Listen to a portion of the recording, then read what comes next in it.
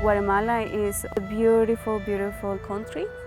However, the water resources are not well managed and have gone polluted. We need that water to survive. I'm in a privileged position. I live in the US and I have access to satellite data, technological advances. I am a Guatemalan at heart.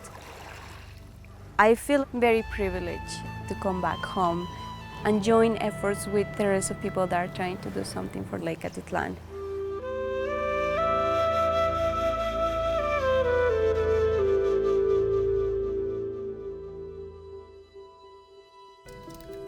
We are in a revolutionizing era for satellite data because we have so many freely available resources. We have satellites orbiting the Earth from NASA and from the European Space Agency. With that completely different perspective, you can tell so much about the surface of the Earth. It's just amazing. I'm Africa Flores. I work with satellite data to inform decision-making for environmental management.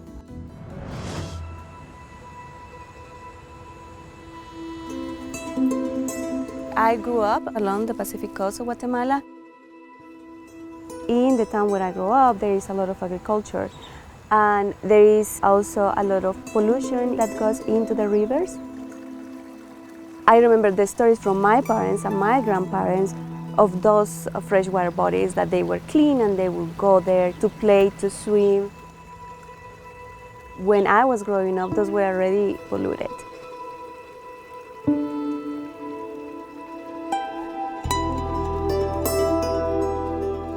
When I was studying at college, I had the opportunity to visit different parts of the country, and I saw clean water resources. For me, it was amazing and inspiring and so beautiful to see that we still had clean surface water in Guatemala.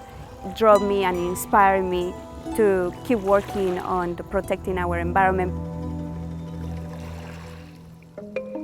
So I studied renewable natural resources, and I took a lot of classes like hydrology, soil, forestry, and everything was on the field, measuring the trees, the rivers. And then I was introduced to a satellite image. From above, from space, I could see directly the forest and the condition of that forest. And I could see the river and the water quality of that river. It completely revolutionized my world of the work that I was doing. I was like, I want to keep doing this.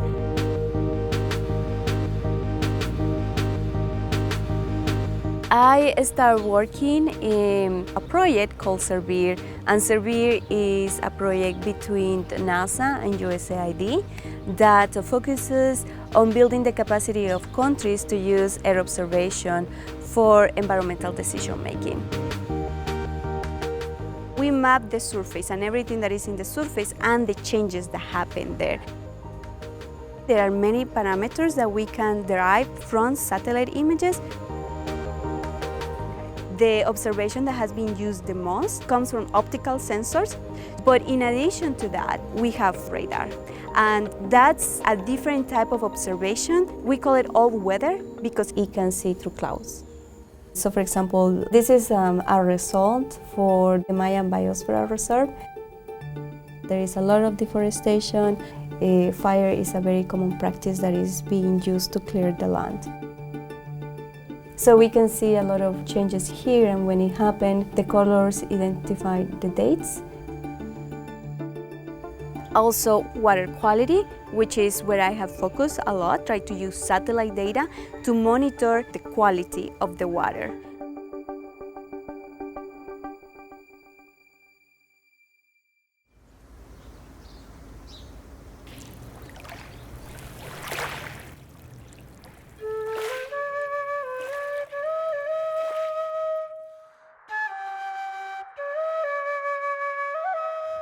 This is Lake Atitlan, one of the most beautiful places on earth, as you can see.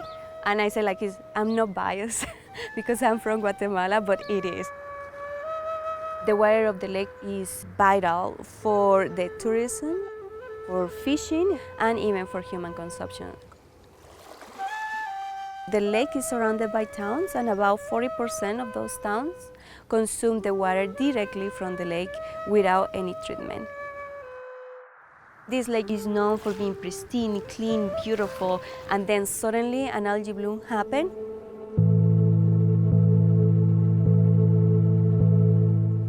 An algae bloom is the proliferation of one or two species that is massive. It's due to the lack of wastewater management and the amount of nutrients that come into the lake that become food for it. It was identified as cyanobacteria. The species that caused the algae bloom, it did not produce toxins. However, other cyanobacteria identified in the lake do have the possibility to produce toxins. Everyone was worried, and it had a big hit in tourism at the time. The first algae bloom occurred in Lake Atitlan in 2009, and we monitored that bloom from beginning to end. Since 2009, it has been suffering from algae blooms.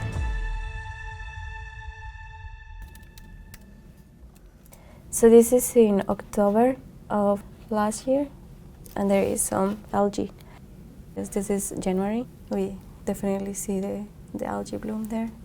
That's March. There is algae bloom.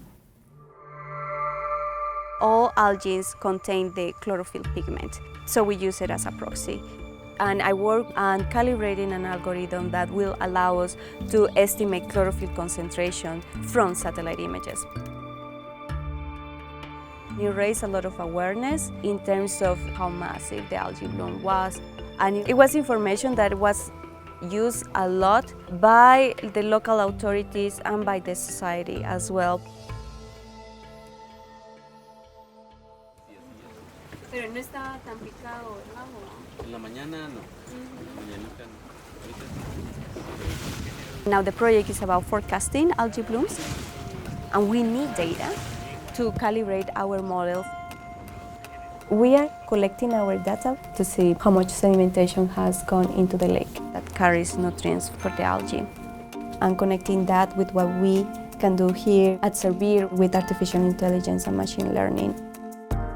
If we are able to predict with enough skill when algae blooms are going to happen, we can also have a timeline of how long do we have to save the lake. There is the impression that natural resources can go forever, but they can disappear. They actually can disappear.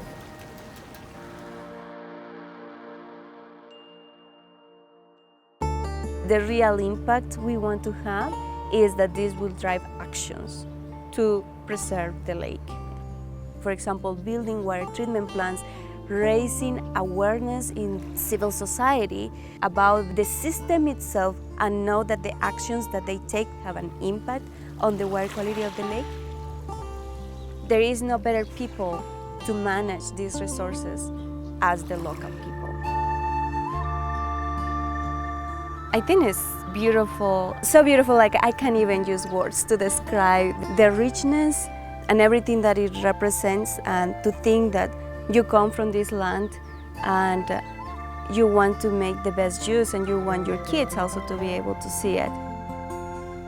This is an amazing opportunity to come back home and do something with the skills that I have gained. It makes me closer to my roots and to my family, and gives me the opportunity to do something for my country.